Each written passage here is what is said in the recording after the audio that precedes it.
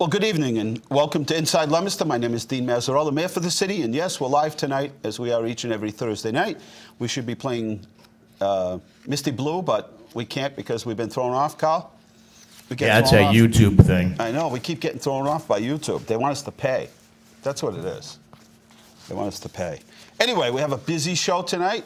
And as always, hopefully at the low-lying section of North Leominster, they didn't float away. But to tell us whether they did or not is the Art Report. Mr. Art. We haven't floated away. That's a good thing.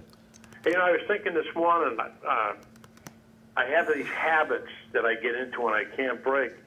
And one of them, when I was quite a bit younger, if I had to take an aspirin, one day I took a glass, filled it with water, and I noticed something floating. It was a chip of glass. So now, every morning when I take my pill, this is some people, you might want to think of this, I turn the glass upside down. I just give it a quick shake from if it's in the sink. In case there's a chip in there, I don't have to worry about swallowing it. Make sure there's no Prestone in there either. Well, yeah, there you go. But plant food. And you know what mine is, my phobia? What? Yes, I do. Yes. Staples in Chinese food bags. Staples in the Chinese food bag? I count them. Like, I count them when they arrive, and then I take each out methodically. I don't eat Chinese, very seldom, but when I used to, I take each one out and count them. Because, see that? And didn't I find a staple in my Chinese food, like recently? I don't eat it that much, and I'm like, I can't believe it. All these years of this paranoia, and look, who comes up with a staple? Me. So, well, you and I aren't the only quirky ones, right? Yeah, I mean, everybody has something. It's justifiable. Too, with all this rain, the standing water tonight is going to freeze. Mm-hmm. So be careful if you're out and about and it's dark out. That's not road. It's going to be black ice. It's why we have a crew out still, going out, catch basins, cleaning, and making sure the brooks are flowing. But it's starting to slow down. All we need is a couple hours for it to drain off, and we'll be good. But the problem is, yeah, we might have a little black ice in the morning, but we can deal with that. It's that storm the other day. It was snow, then it went to hail and sleet, and then freezing rain, and then back to hail. It was like a brick. And if we cleared off the street completely, then it was just going to be black ice. And that's what happened up towards the Springfield areas. They cleaned it all off, and it looked real nice. And then the last 4 hours of the storm, they were literally in parking lots skating. That's how bad it was. It was 4 or 5 hours of nothing but freezing rain. So it's nuts. It's nuts. The other day, we had no snow, and we had snow. Now it's raining. It's going to freeze, and then we'll have potholes. And you know what? The road looks great. All my leftover snow that I had is gone. So gone. Thank God this wasn't snow. We have 2 feet. Mm-hmm. So that's about all I got tonight, big fella. It's good to hear from you. Stay dry. And the same here. And to everybody out there, be careful tomorrow. And if you're going to take a glass to take a pill, shake it first. I'm looking now. Only a couple of months, we'd be playing golf. Okay, hey, we're going to take a quick break. You guys ready for a break back there? I don't see people. You ready for a break there, Jeff? We'll take a short break, and we're coming right back to talk about the Box Tops, but not the band.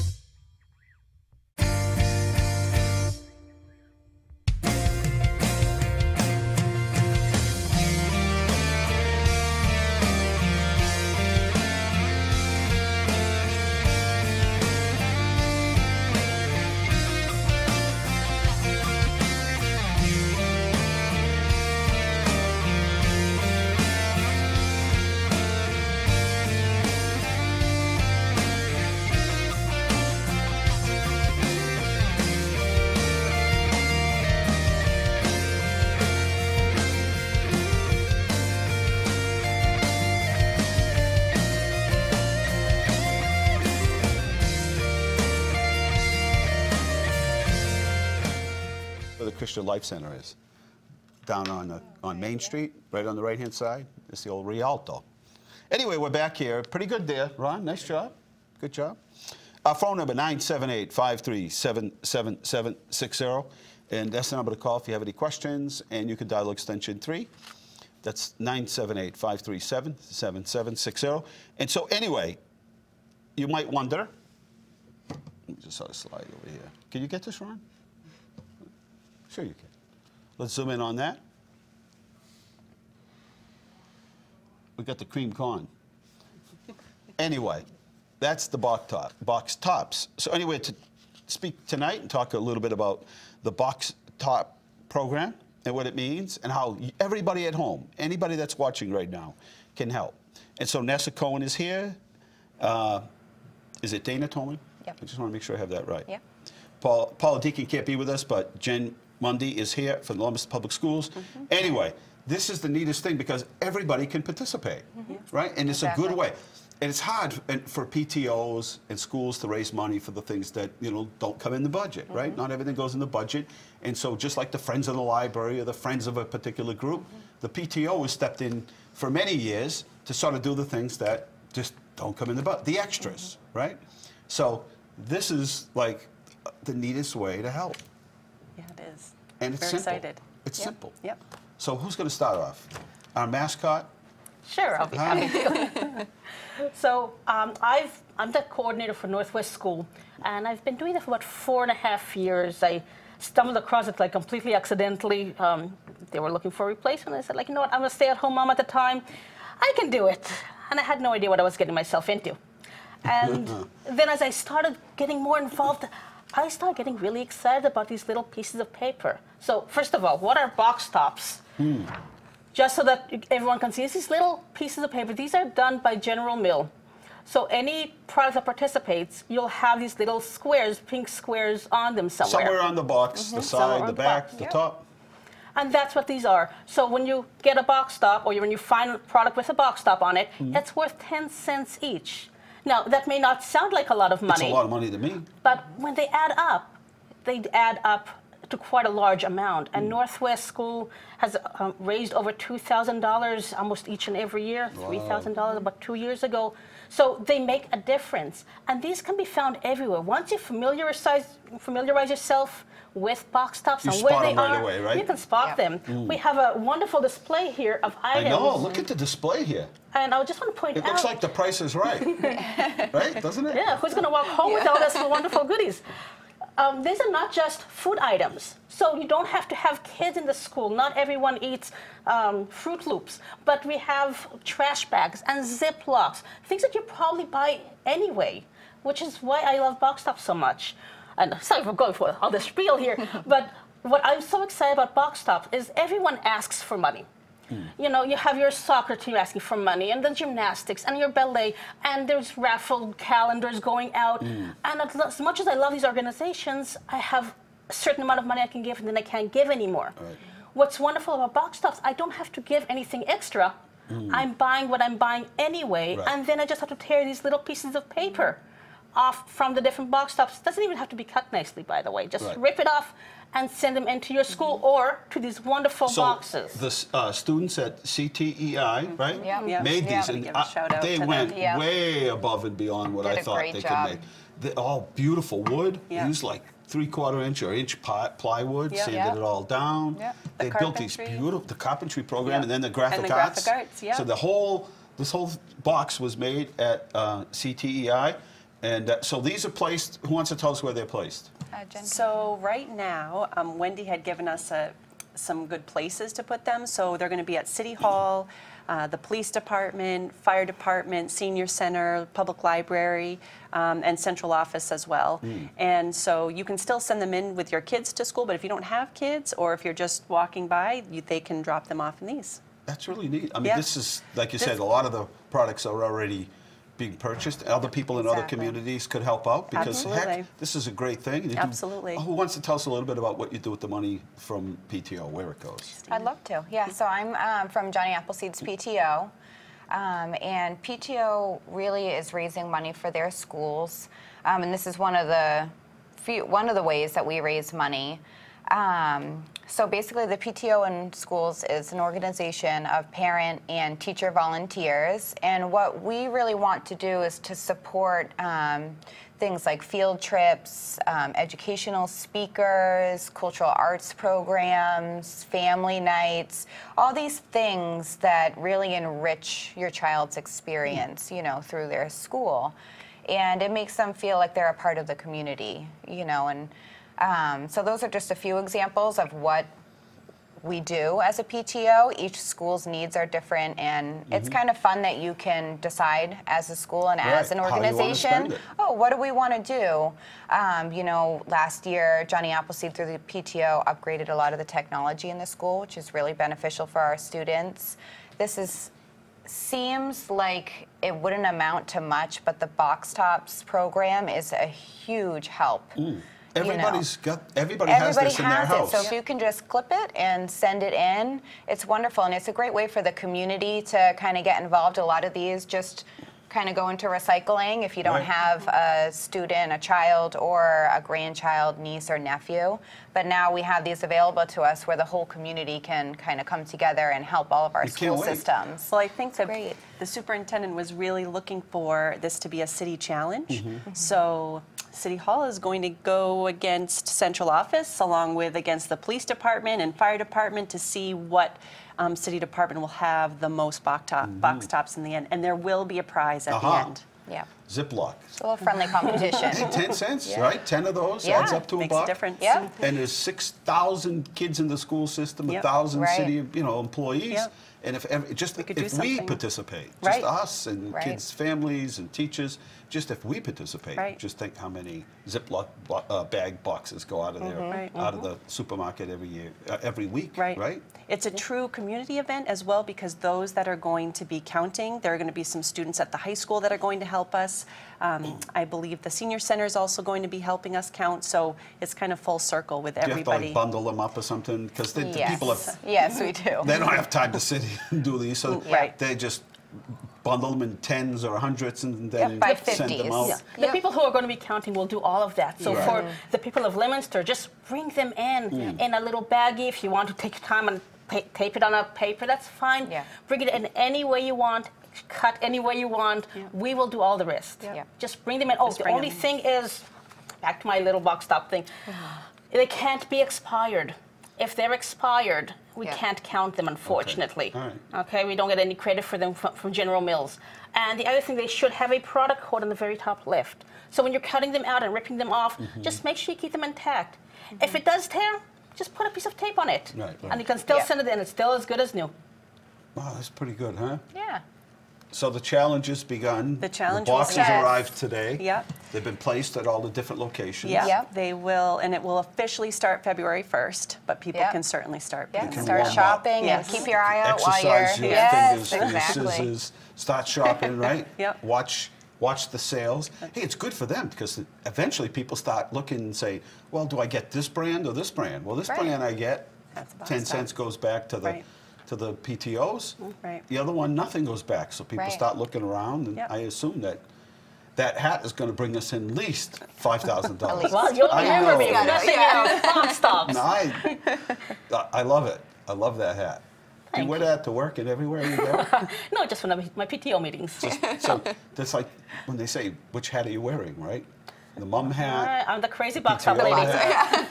And I'm mortifying my 16-year-old son. I have to mention that. That's great. But yes, as you were saying before, when you're going shopping, if you're going to be buying a store brand or something else, I always buy the extra. And so, it might be a few more cents extra for getting the box top, but that goes into the school. And that way I don't have to donate any money because I'm already shopping. It's already in my budget. So there's nothing extra. And you can wait for it to go on sale, and Absolutely. Do it that way. And some of these things, like the Lysol cleaners, Ziplocs, you can find at the dollar store too. It doesn't have to be something that you're buying top end or spending a lot of money for it. So if it's on clearance, get it. This is pretty good. You'll have to update us periodically. We will, absolutely.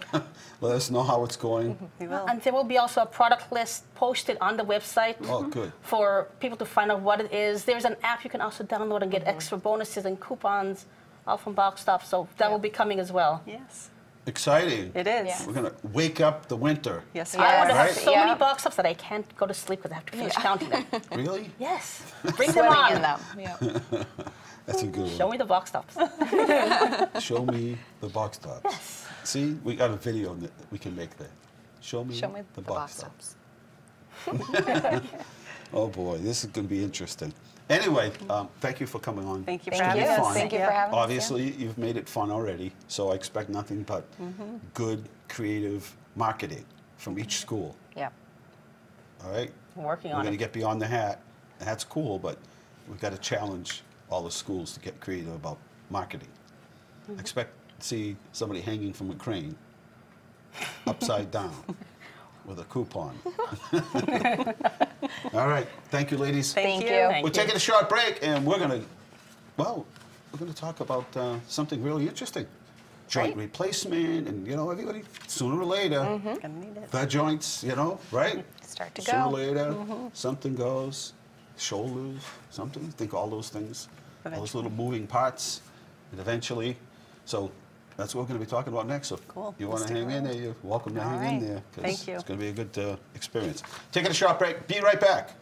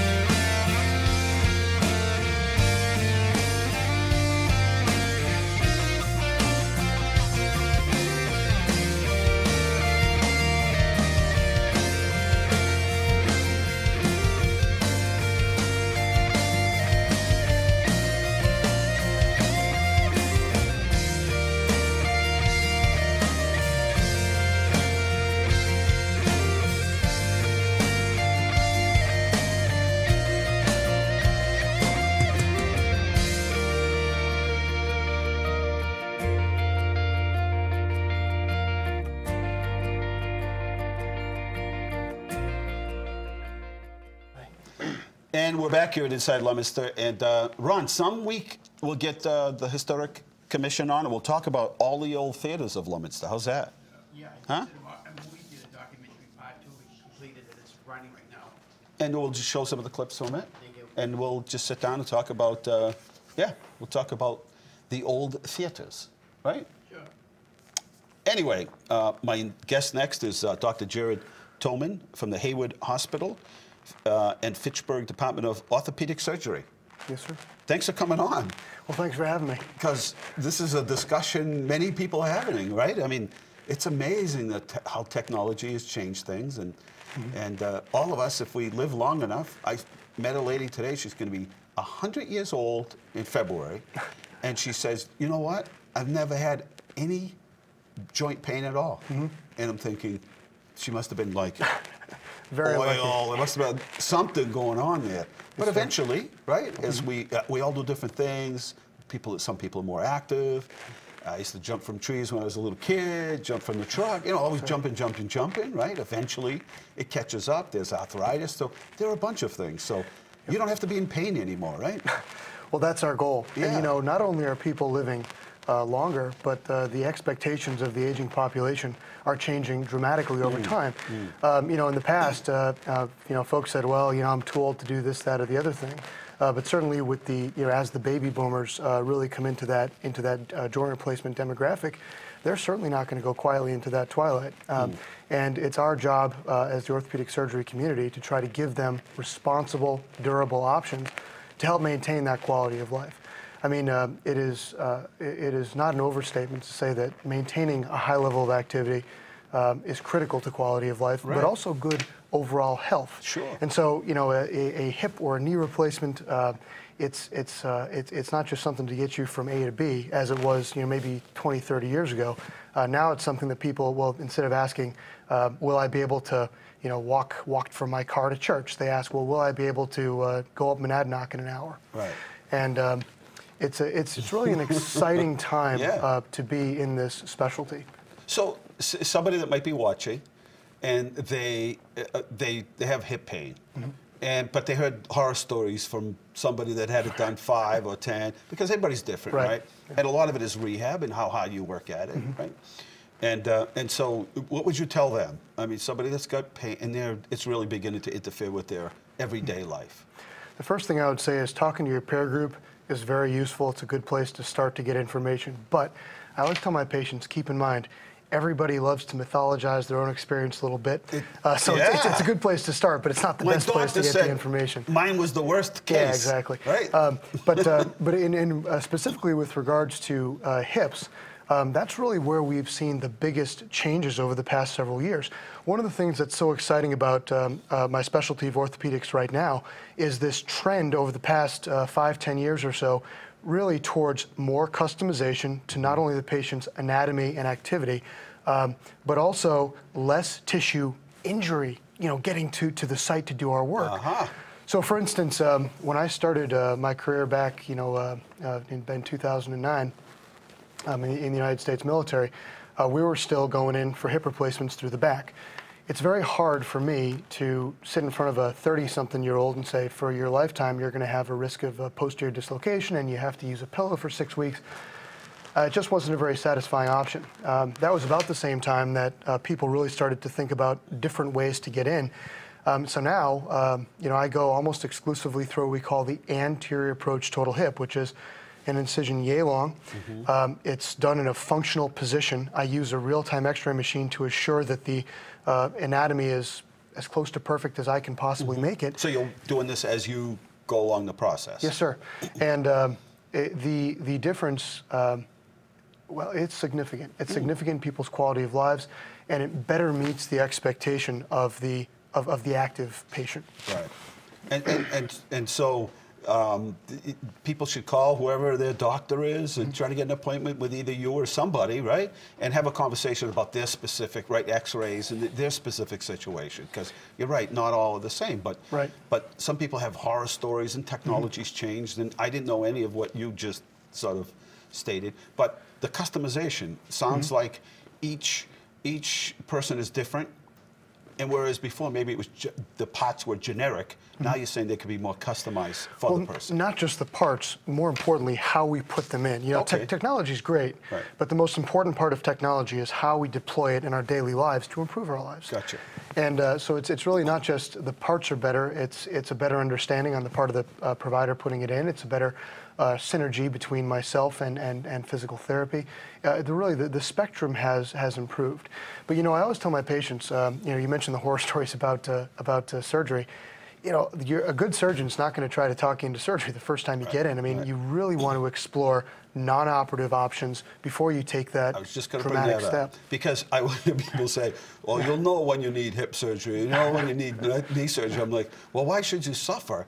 Because there's probably other things that can help, right? Yes, so sir. why should you put your so in other words, you'll know when you're in enough pain, you'll have the operation. Well, why not get to see a doctor, and maybe there's some things you can do until you get to that point, until you really need that knee or hip replacement. And I'll tell you what, too, you know, before I relocated my practice here about 1.5 years ago, I had the privilege of practicing in the southern part of the country, in southwest Georgia.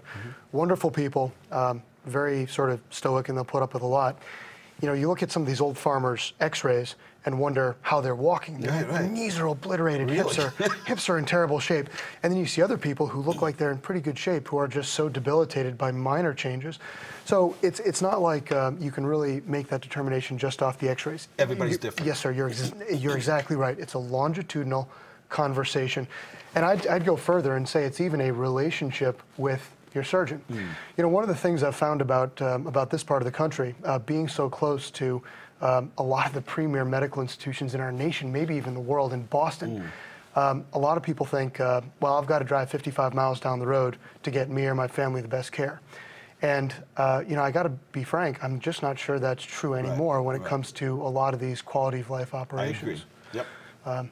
So I've had some of the doctors in Boston say, you know what, you guys got some of the best in particular fields. They were like, you know what, you have some of the best. In fact, I'll even go as far as to say that some of the equipment that's used here is better than the stuff that's used. And so I was shocked once when I had to have sinus surgery. I'm like, you know, the exam part, the OR part and all that, that was fine. But the exam, using prehistoric things versus doctors around here were using new things that sort of go up into your nasal passages. I was like holding on, and I didn't need to, but I'm thinking, wait a minute, I just went to one of the best hospitals in the world, and you know, some of the equipment wasn't the newest, and the most state of the art. So you're right, they have good care right here. And I get it. I trained in Boston. I understand the gravity.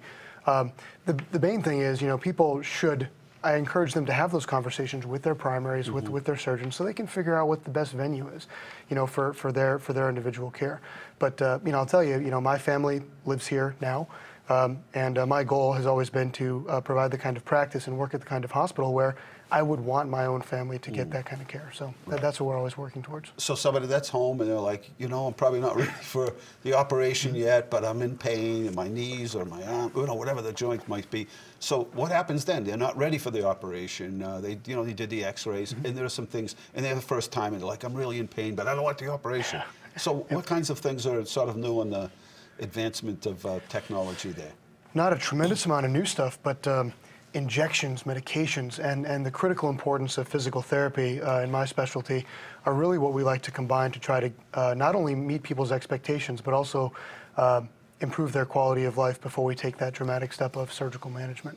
See, I just got an email, just exactly what I was just saying. So what do you do, right? I mean, what do you do? And so there are a number of things that that can be done. Then PT is one of them to help the person through it. Yes, sir. And eventually, you know, if you live long enough, some thing somewhere is right. I mean, so sports injuries, they're just every day, you know, slip and falls, those kinds of things. Absolutely. So how do people reach out to you if they're interested in speaking with you directly? Oh, well, I practice at Haywood Healthcare. I have a website, haywoodortho.com, and we have all our contact information listed thereon. One thing that I do have on my site, and I'm very proud of, are my outcomes. You know, people say, oh, I went to the doctor for so-and-so, the team and whatnot. And I will say that more often than not, those are titles that are campaigned for, or in some cases even purchased. And so I really try to put our outcomes out there for people to look at. You know, you want to see, not just as a nice guy, you want to see what people have done in his care.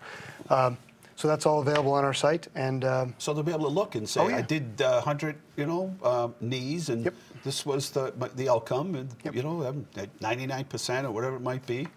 Exactly. And is it really important? I mean, is the PT after somebody has surgery on their knees or whatever it might be, a shoulder, whatever? PT is pretty important. It's critical. I tell my patients, for instance, after a total knee, it's going to take you about 2 weeks to forgive me and about 2 months to be glad you had it done.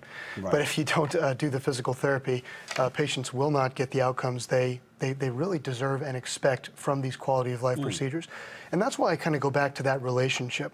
And it's so important to get care in an environment you feel comfortable with and that's convenient as well.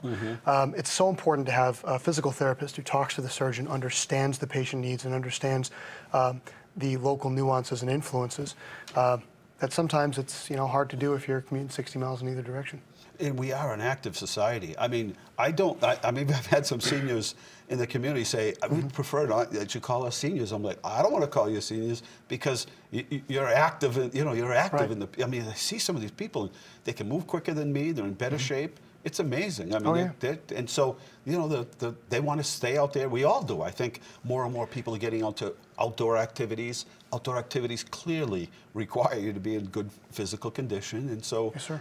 people are kayaking and hiking, like you said, they're climbing Mount Monadnock. Yeah. And they're not 25 years old. And that's our goal, is that maintenance of quality of life. And it's really a great place to be right now. Amazing. Give that website one more time. It's, Because I have a feeling okay. people are going to be trying to reach out to you. Haywood Orthopedic, haywoodortho.com, HEYWOOD ortho.com. And you'll meet and have a consultation. Do they need to be referred to you by their primary in most cases? Well, it depends on the insurance carrier, but I work with an amazing team, and we're really good at shepherding people in the right direction. Pretty good. And I hate to see people in pain, and I always say to people, why you subject yourself to this? Go see a doctor. And I don't know we're here. whether they're afraid they might need an operation, but then there's plenty of things that people can do. There's gel shots and all those things that help people. That it puts them right back. I mean, are those pretty, are they pretty effective? Depends on the patient, person, and that's why it's best to make those decisions in partnership with someone who can provide those services that you like and trust. Right. That's real important too. No, I think you've got it all, the whole circle in there, and you're right. Every piece is key, and for people to understand, so that they understand exactly what's going on, rather than, boy, I had a conversation, but I don't remember exactly what the doctor said. Right. Right. Then you get a phone call from the son or daughter or somebody later on saying he's not quite sure what happened there. But we can fix a whole lot of people. That's our goal, is Yeah. to help as many folks as ask us to help them. And if you keep them active, obviously you said that's a huge health benefit in terms of just about everything. I mean, today, in fact, it's keeping you active keeps the weight down, which is good for your joints, right? I mean, so all those things are. We have a call. Caller, welcome to the show. How are you? Good. Good. Yeah, I just had a quick question for Dr. Jared Tolman. I have a father who's looking to go for a total hip replacement. He's sort of looking, towards Boston. I just want to know what would make me want to go to Gardner? Well, again, it's that relationship management. When you go to many of these larger places in Boston, they're really fine surgeons. They have good programs. But when you're talking about a joint replacement, it's not just a one-off intervention. It's not like you're buying a car. You have to follow up. You have to be proximate if heaven forbid there are problems. And I think being in that similar location in that geography is very important. If we can be of help to our patients through education, and that's really why I wanted to come on tonight. I think the more educated we can make people, no matter where they choose to get their care, the better consumers of healthcare they are. But if your dad's looking to stay closer to home, I would invite him to go to our site or even come in for a consultation. And I'm very proud of my team. I'm very proud of our outcomes. And it's a track record we hope to continue. Pretty good. Thank you very much. That's good. Appreciate it. Check and go to his website and check it out, because he said, I'm not afraid to put out what the outcomes are, tell you how successful we were. He's not afraid at all. So as far as I'm concerned, that's not a bad deal when somebody says, hey, listen, I can do the job. In fact, I don't mind sharing with you my results. Right.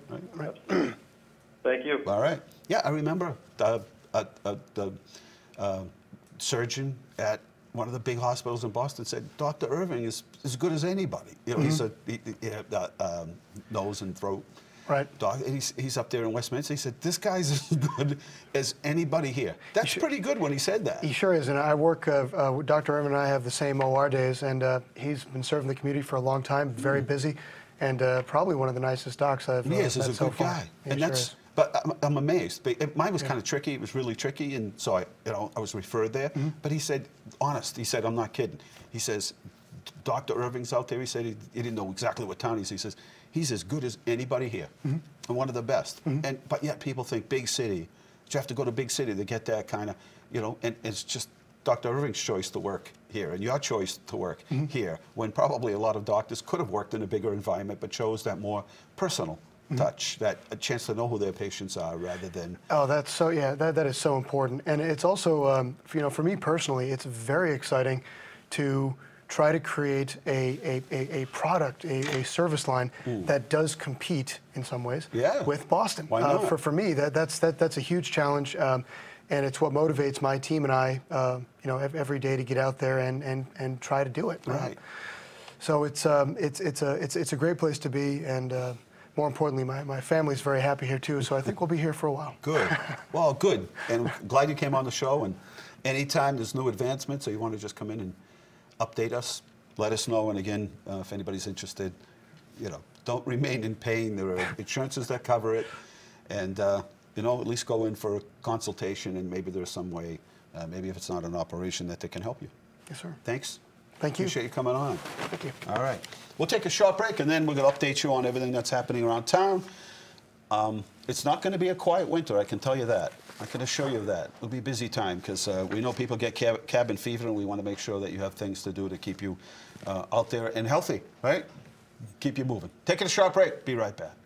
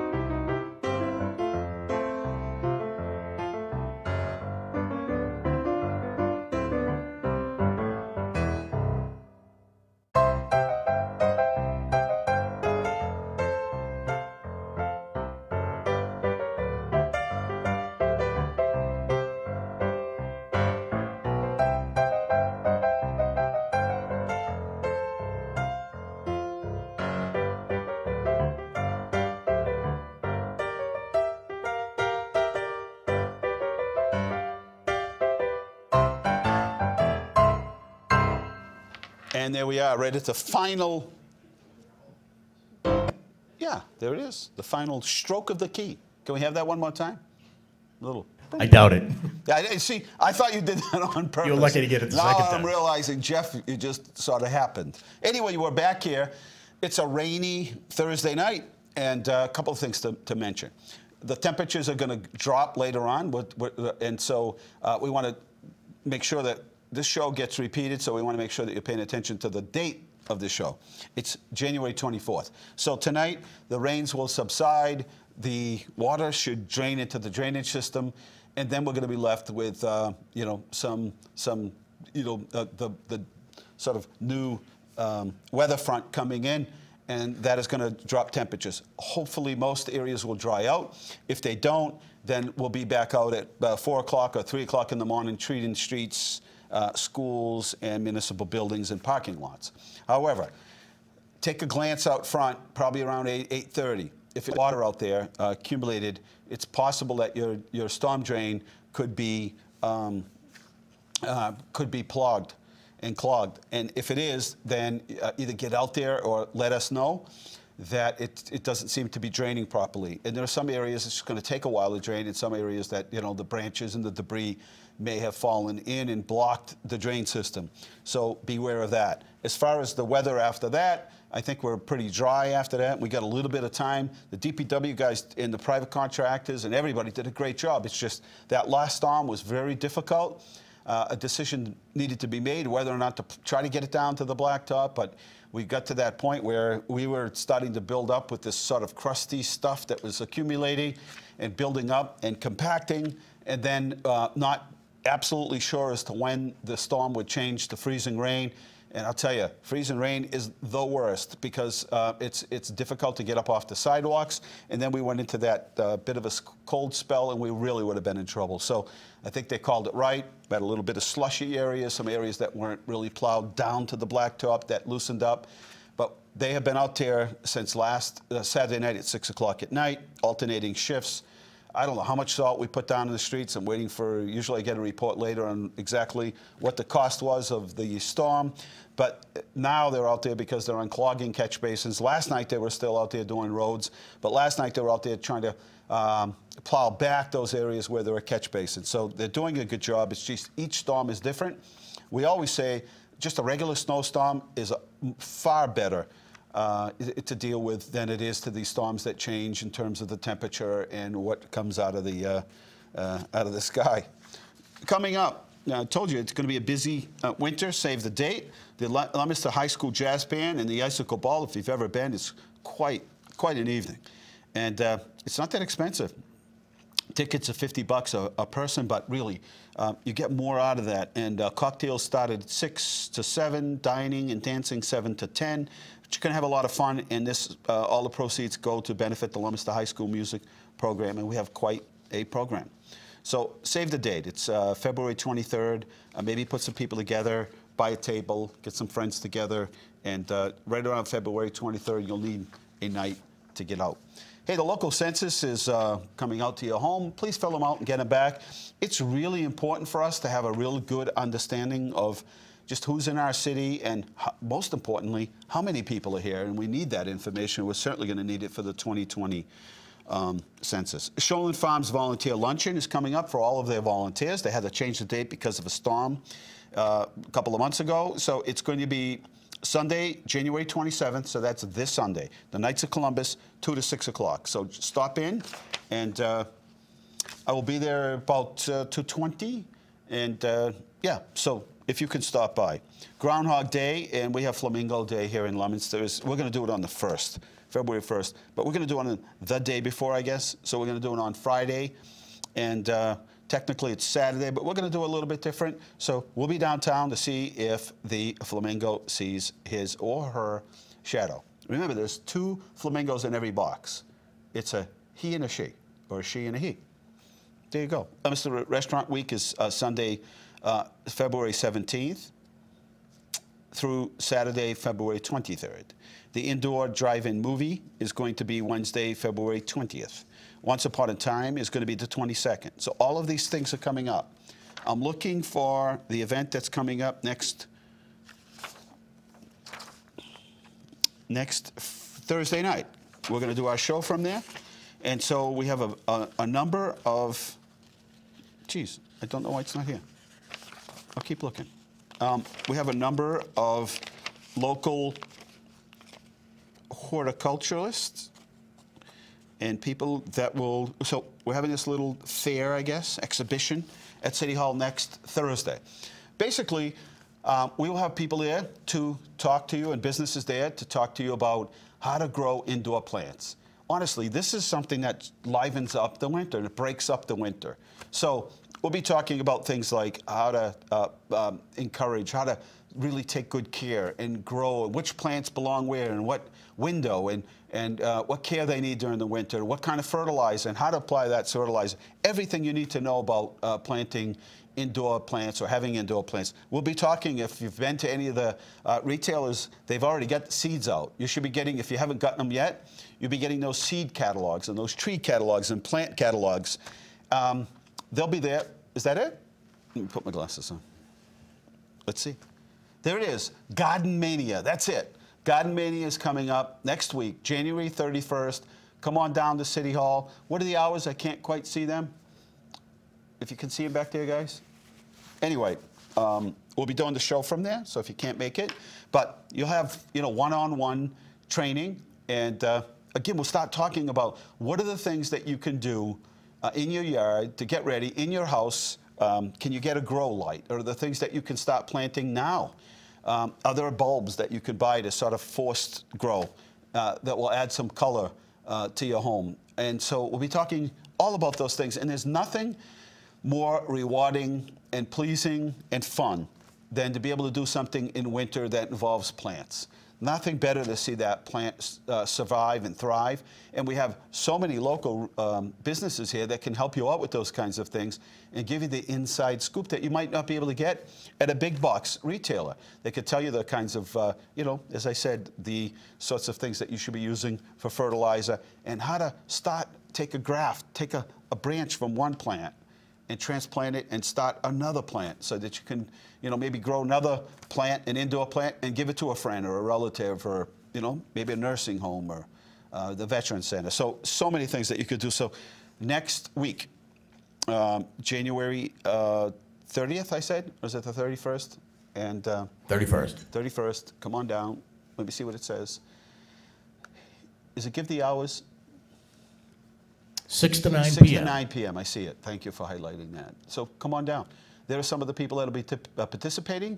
Buzz and go back if you can. Buzz and Thrive. Can you go back? No? You can only go forward. Buzz and Thrive Gardens, City of Leominster Conservation Department.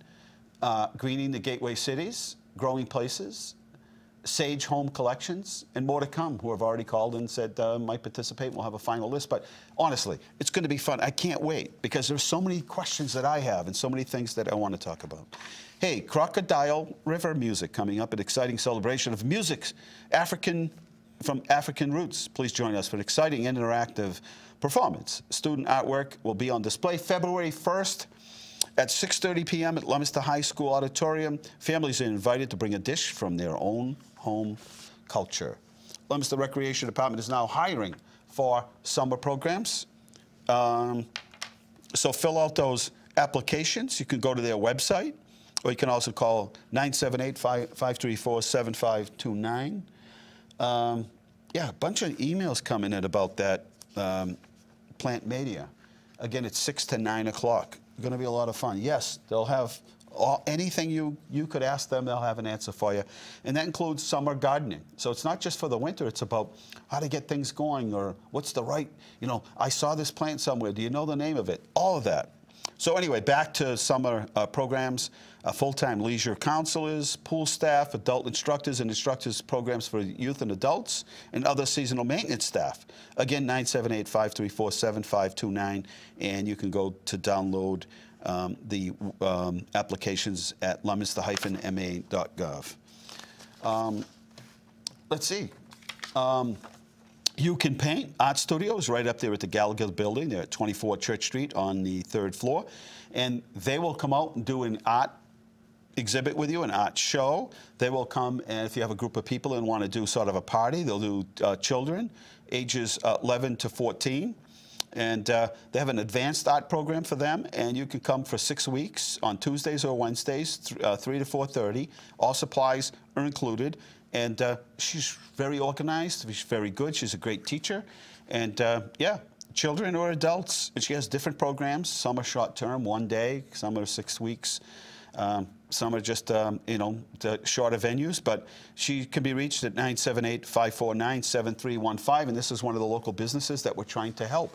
She's in our incubator at City Hall. Saw a lady coming in today in the middle of the rainstorm to get her blanket, her historic blanket, all the historic locations of the city, and there is nobody that doesn't love this. $50, that's tax included.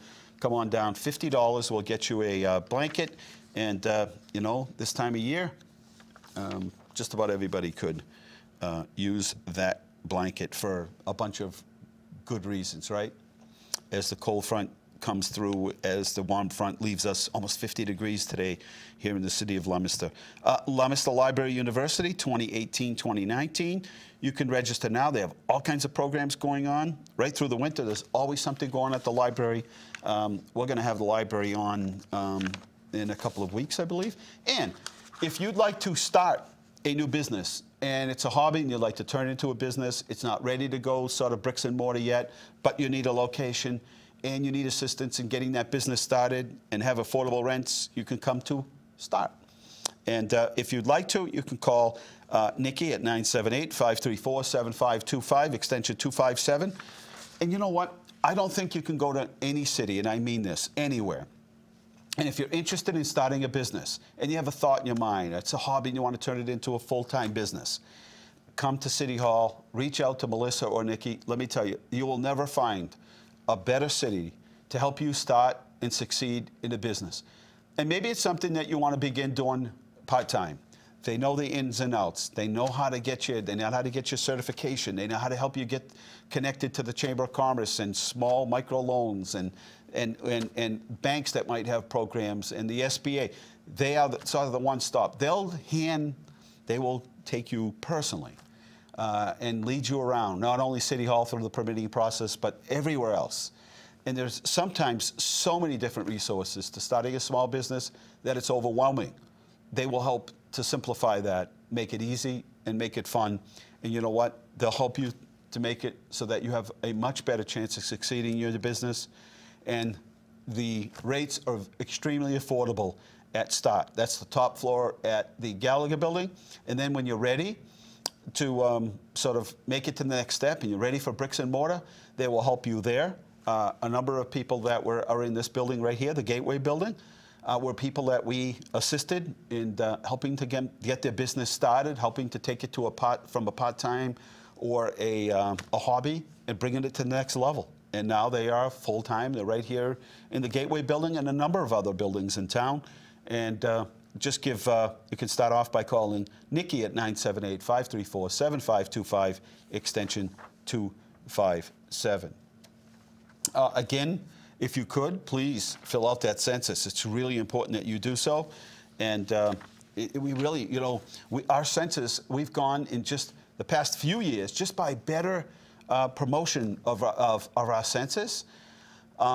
We've gone from 41,300 to, I think Caitlin said, that we're over 46,000 people. Now, does that mean that we just had all these people moving in? No, it's because of better communication in the community about filling out those census forms.